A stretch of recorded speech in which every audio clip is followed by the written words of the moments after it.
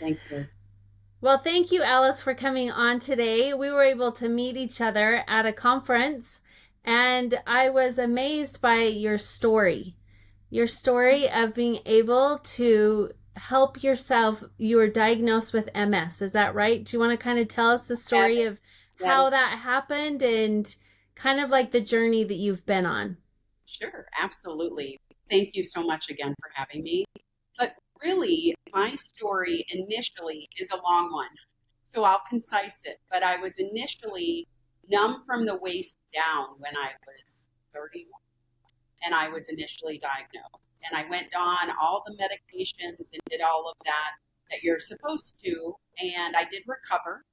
And then I became, after 8 months of being bedridden, I decided I didn't want to be in corporate America anymore. And I decided life's too short. You have to follow your passion and what you love. So I quit corporate America and moved to New York and got certified in image, line, design, and color. And this was after I decided to do this because I remember after being bedridden, looking in the mirror and thinking to myself, wow, I feel pretty because I took the time to put the clothes on and do my hair and my makeup after feeling so crappy. You know what I mean? For so long. And then there was something I said, if I could feel better with, looking at the certain color or putting a certain garment on, then what about other people's army?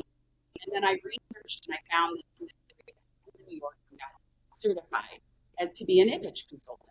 And it was interesting because it was like all streams ahead. And I flew to New York. I came back in 6 months. I was doing news, TV, radio, everything. And it was just like things blew up from there.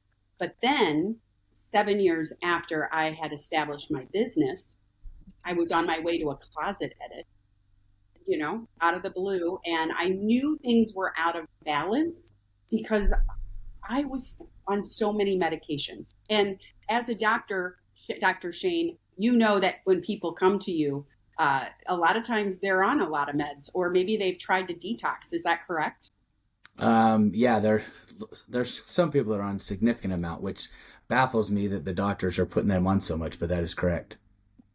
Thank you for saying that because that has how I was. I was addicted. I was fatigued. So they prescribed Adderall for Oh, fatigue. geez. And then I was on it for 7 years. So each year you have to up your dose. Right. And so I went from 20 milligrams to 70. My brain pretty much was fried and I had Right. no idea. I was a prescribed drug addict and had zero clue.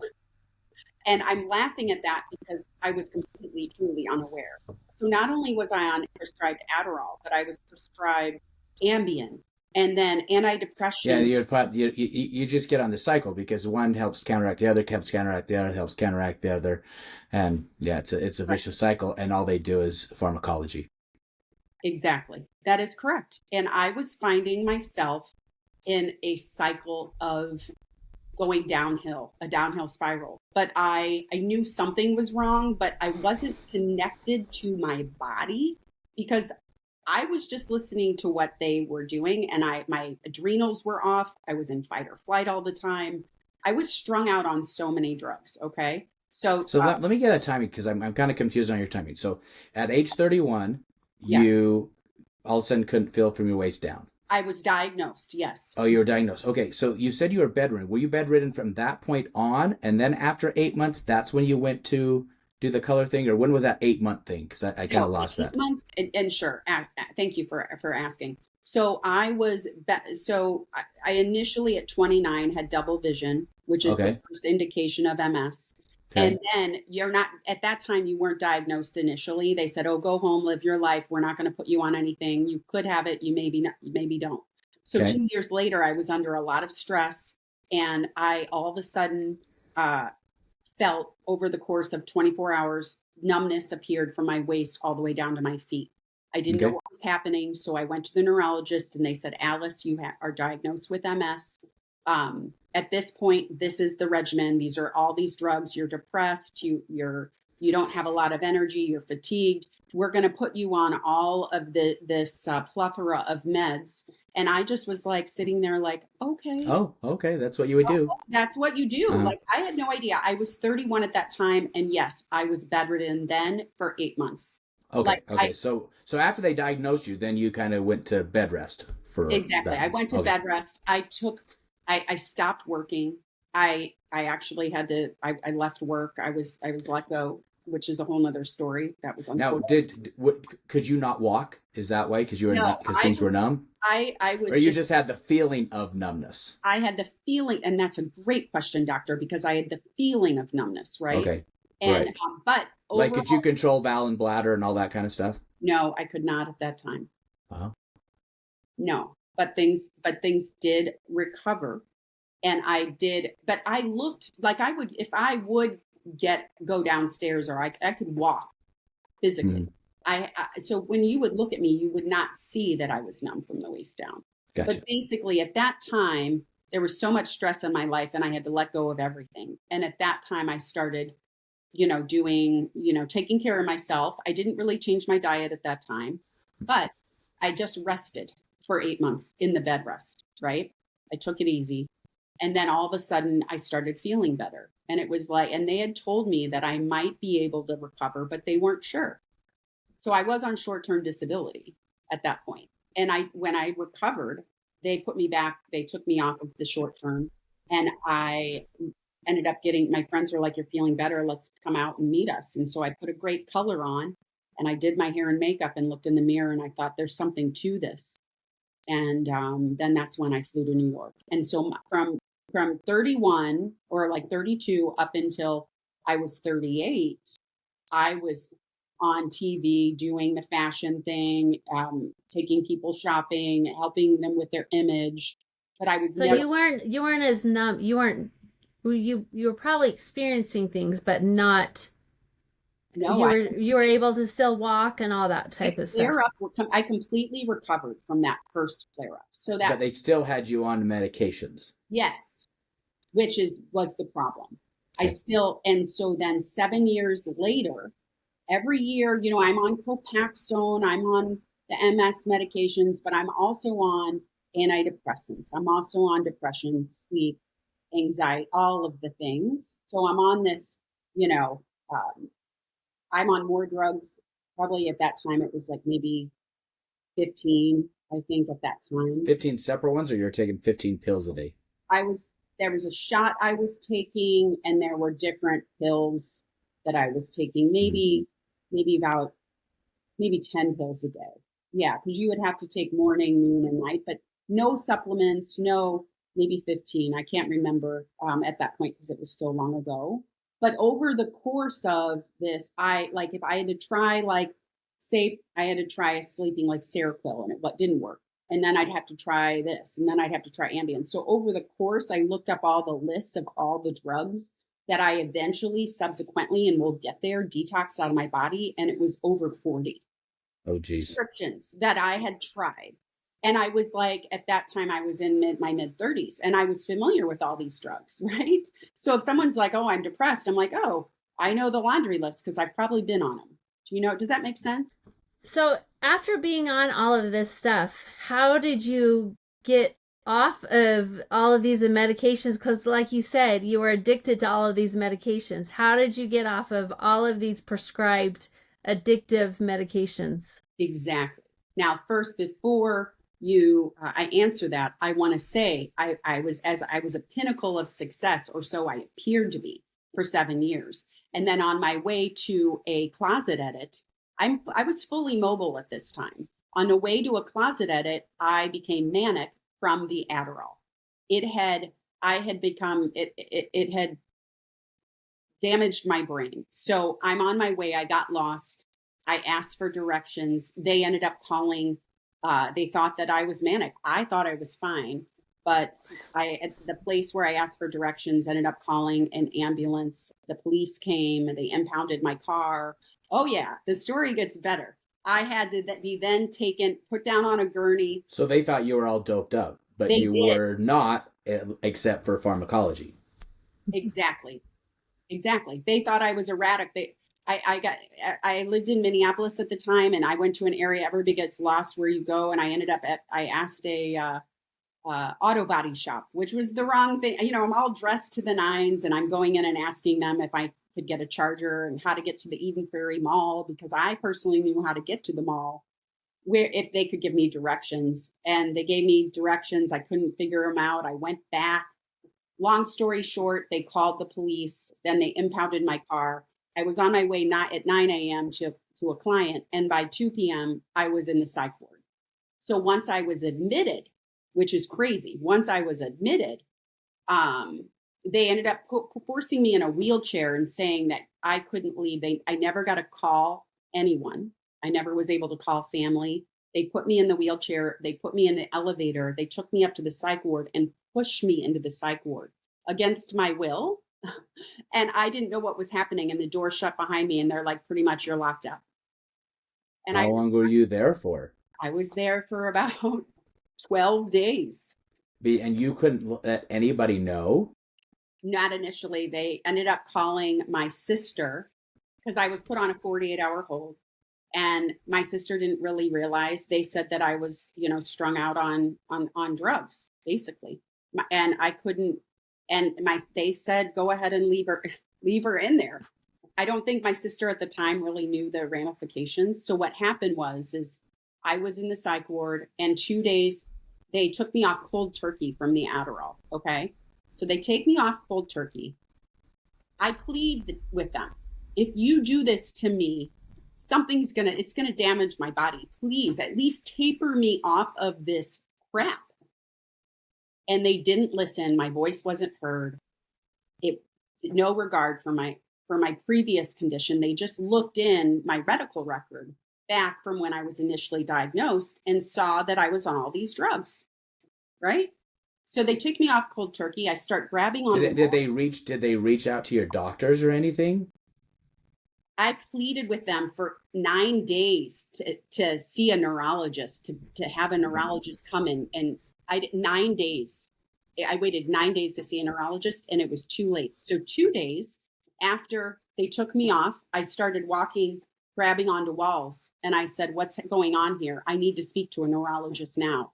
It took them that long to finally, 9 days later, somebody appeared and said, yep, you're pretty much, I walked in fully mobile, and I walked out with the cane based, in my opinion, based on them taking that off. But so because of the traumatic experience, it reset you back into MS. And there was nothing I could do about it. Yeah, because you end up having another flare up. Exactly. But this time it was because I was previously numb from the waist down. There was atrophy there, right? That recovered. But then I walked out with the cane. So now the last 9.5 years, I have been rebuilding my bad body back into balance. And that's where the detox comes in. So what did you do then to get off everything? So yes, that's it. Exactly. Initially, what I did, I had to go back on the Adderall a little bit. And I never went to, AA or anything. But looking back on it, I sure heck should have been. But I had to learn. I worked with a functional medicine person like yourself, and was able to detox off. We first was able to get off the Adderall, and then it was the Ambien. My sleep pattern still has not come into balance. Just within the last maybe 6 months have I been able to fall asleep naturally. But now I have to use like Tylenol PM, which ultimately I want to get off. Period. So you still have to take something to fall asleep? I do. It was kind of like I was addicted to all those drugs, and through that, and to answer your question, Liz, it just took a lot of time to get off that. So I looked at it as that was the initial, was to detox that off. Then ultimately I, was on the Walls protocol because I heard about Dr. Terry Walls. So I changed the diet and I went paleo, and I did that. But I was working initially with a functional medicine doctor, but I was on all these supplements, and I I kind of plateaued. I got a little better, but not really. My balance was always the same until I ended up really connecting in with myself and starting to tell a new story, which is what I share in this book called Beating Multiple Sclerosis. And it's a story of 37 different people, including myself, on how they have lived with this condition, but how they've been able to reverse it, or still have it technically by Control Western it. standards, control it, right? Mhm. And so, Liz, I don't know if I answered your question wholeheartedly, but I just went through a detox protocol. But your question, So what was kind of your detox protocol that you did then? then I started, that's a good question. Then I started, strictly, I got the book in the mail, the Walls Protocol.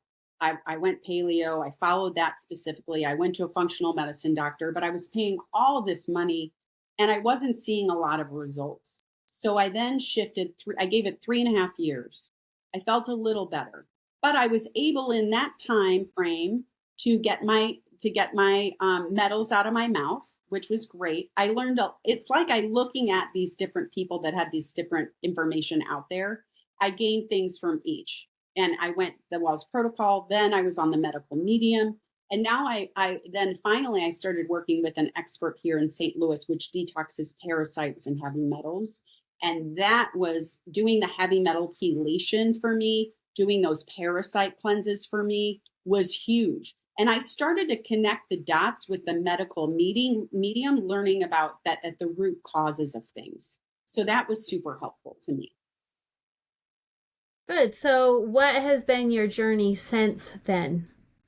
Yes, the 9-year journey. It was really, really learning. I feel like, yes, it's important to clean your diet up.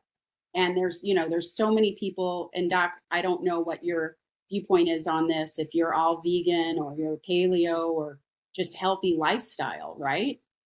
Probably. Or Yeah, I mean, I wouldn't say that we're in the camp of any of those things. We're just kind of, Eat healthy. yeah, yeah, be smart. So exactly, which is smart, doctor, as that's ultimately now where I am. But I almost needed to go down the rabbit hole. Yeah, sometimes you need to do the vegetarian thing or something, or sometimes you need to do something different so that you can reset the system. Mm-hmm. Yes, and that's what I did. And I felt like through each journey, it was something else that I learned, right? And I got the heavy metal, or I got the mercury fillings out, and then I did the chelation. And I mean, I personally had heavy. Come on, they're not called mercury fillings; they're just called silver fillings. Right, exactly, right, yes. So, but the caveat to that is that I had them pulled out and I had them in, I had them pulled out, I had them put back in and pulled out again, 2 different times. So Why? I know.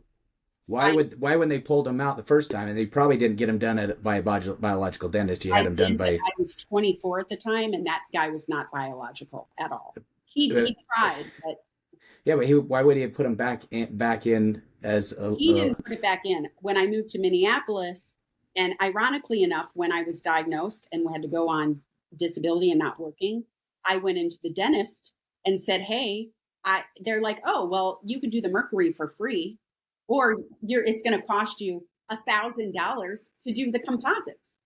And of course, I wasn't working because I was just let go from my business. I was, I had lost everything, and I'm like, what am I going to do? And I'm unaware of the causes. So I'm like, okay, put them back in. What? So of course, that's why that heavy metal chelation was key for me, because I had so many metals in the tissues and in the brain, which subsequently was a piece of what MS is, right?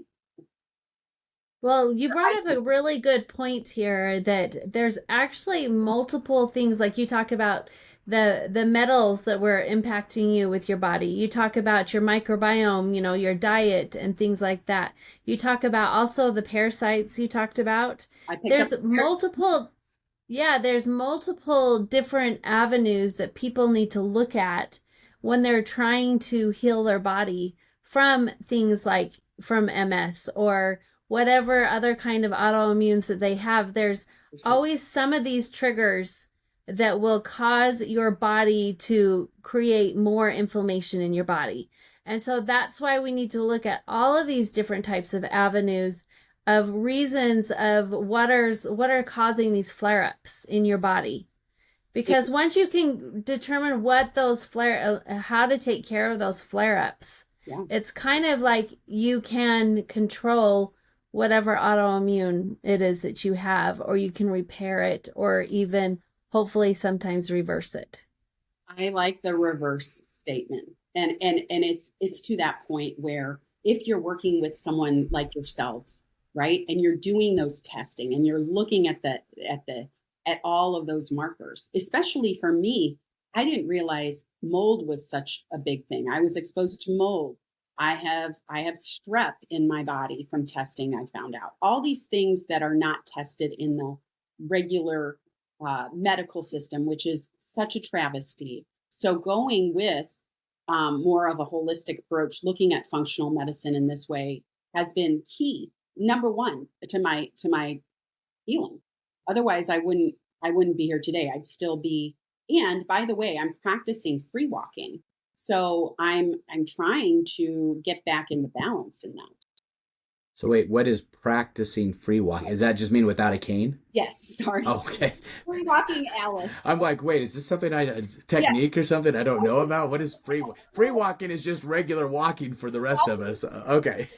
Okay. For me, it's funny because in my home, I walk without it, but outside I get fatigued. I need it, Yeah. but there's a time where I may have more energy and I leave the cane in the car and I walk into the grocery store and I'm practicing this because my body needs to remember, right, what it's like.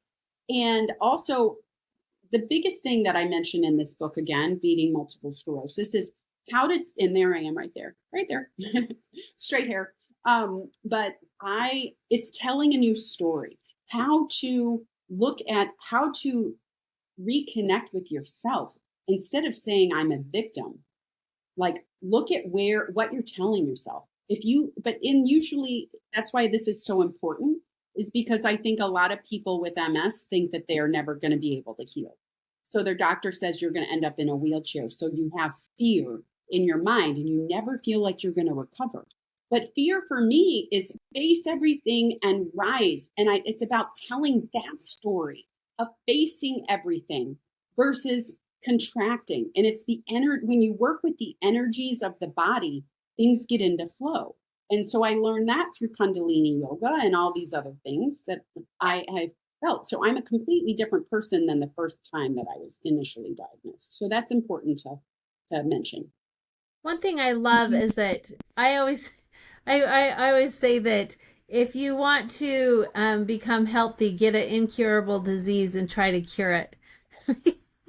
Because, I've struggled with some different things with my health, and that's the reason why we put on the conference. That's the reason why we do this podcast. Amazing. Is because, Shane had a lot of patients that he helped with health struggles. I had my own health struggles.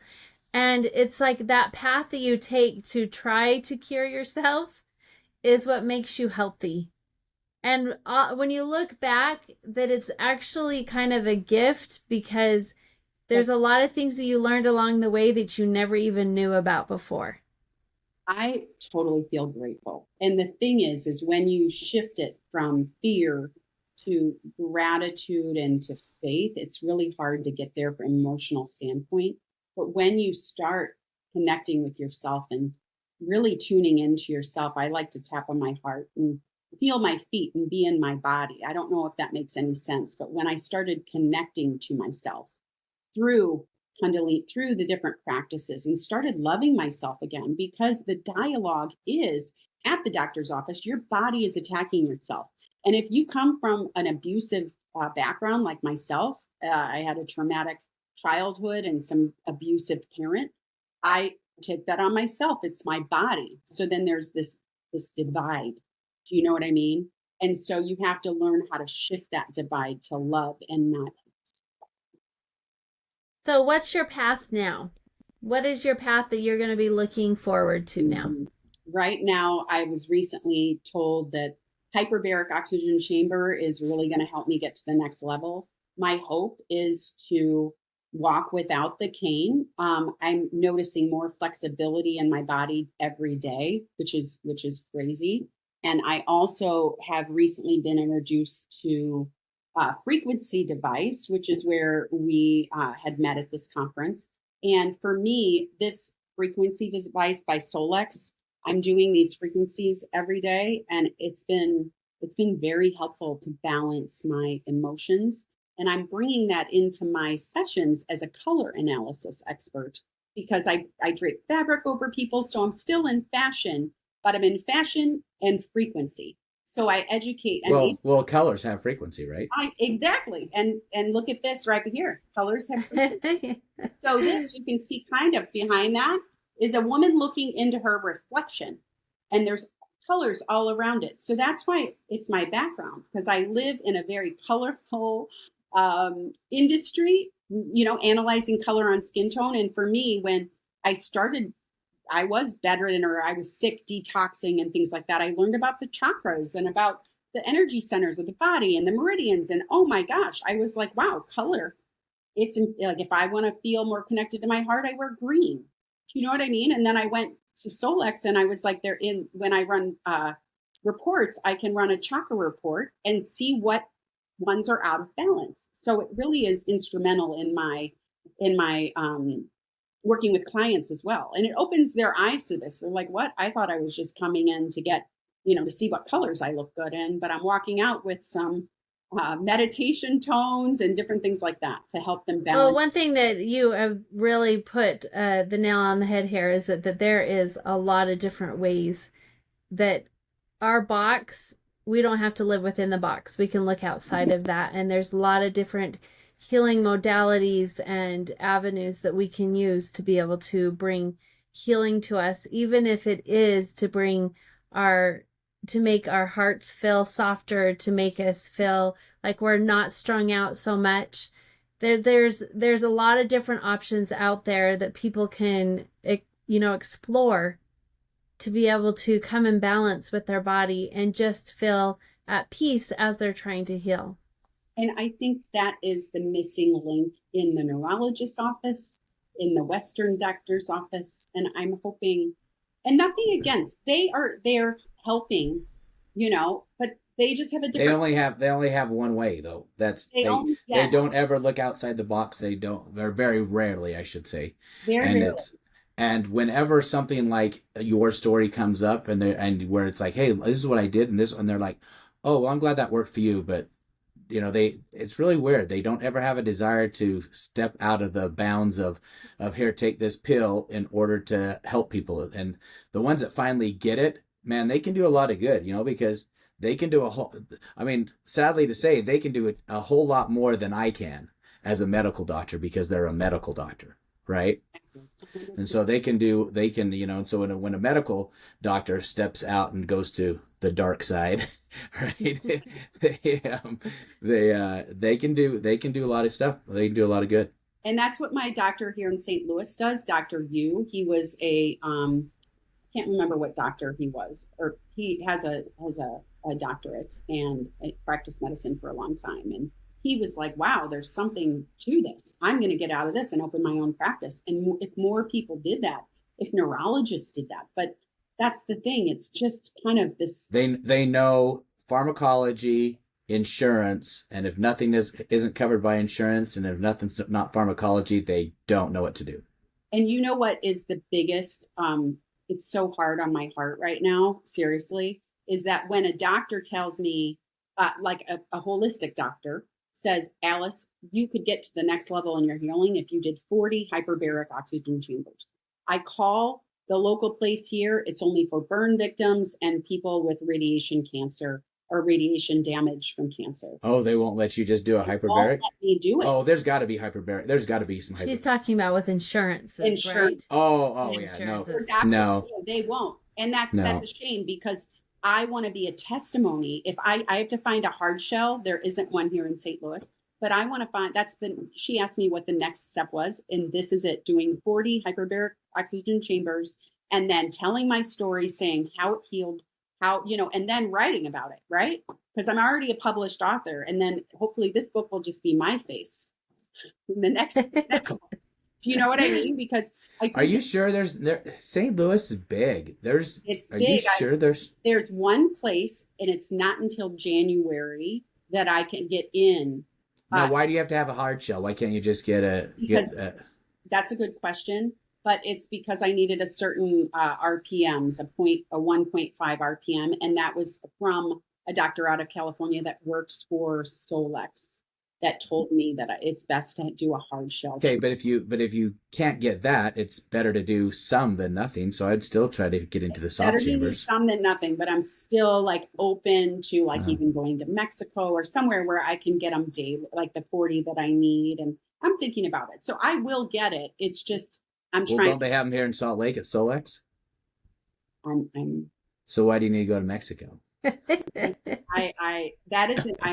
trying to I'm working something out at this point. I don't know. Yeah. But the universe knows on whatever will unfold. But I'm a fan of going to Mexico for stuff. That's totally fine. I'm just saying that they have them here. Or they have them because it's kind of investment, and I have to. Yeah, okay. Right. They do have it at Solex, and that's something that I'm figuring out at this time. But my point is, she said, "What are you doing?" And I'm like, "That's one thing." I'm really focusing on the gut healing. You would think that over all this time, but I really need to focus on this. I have a little. Well, focusing on our gut though is a daily thing. It's a daily thing. So we should always be focusing on improving our gut, no matter what. Right. And using one thing that Matt Kahn said, which I really liked, and I actually wrote it down on a piece of paper and I put it on my mirror. It says, with this choice, is it my highest good? Or with this choice, is it for my greatest good? Like when we're sitting there and I'm like, oh, should I have XYZ, bad thing for me? And I'm sitting there, would this choice be beneficial for me right now or not? And usually I have to step away. My body says, no, it's not so good. I'm like, okay, then I just try to distract myself with something, but sometimes I don't. Sometimes I'll have the piece of candy or whatever I need, but it's about loving yourself through the journey and unconditionally and having grace when grace is called for. Yeah. All right. So you have this book and you said that you are able to give out a copy. Is that right? Yes. I can do a hard copy and 2 ebooks. Oh, good. So if somebody wants that, then they can email us at behealthyutah@gmail. Do you want it to email us or just go directly to her? Why don't you go directly to me? Oh, yeah. It works. It doesn't. Yes, let's do that. Let's go directly to you. We get enough emails. Yes. Okay. Why don't you reach out to me? So the way that you can find me is on social at StyleYourGlow369. That's Instagram and TikTok. So you can find me there. And, or you could email me at alicemsydow@gmail.com. You're going to have to spell that. I know. ALICE, M as in Michelle, S as in Sam, YDOW@gmail.com. I would never have gotten that for the last name. But it's better. I think let's make it easy, guys. Go out to Instagram, look me up, like my page. Thank you so much for doing so. It's StyleYourGlow369.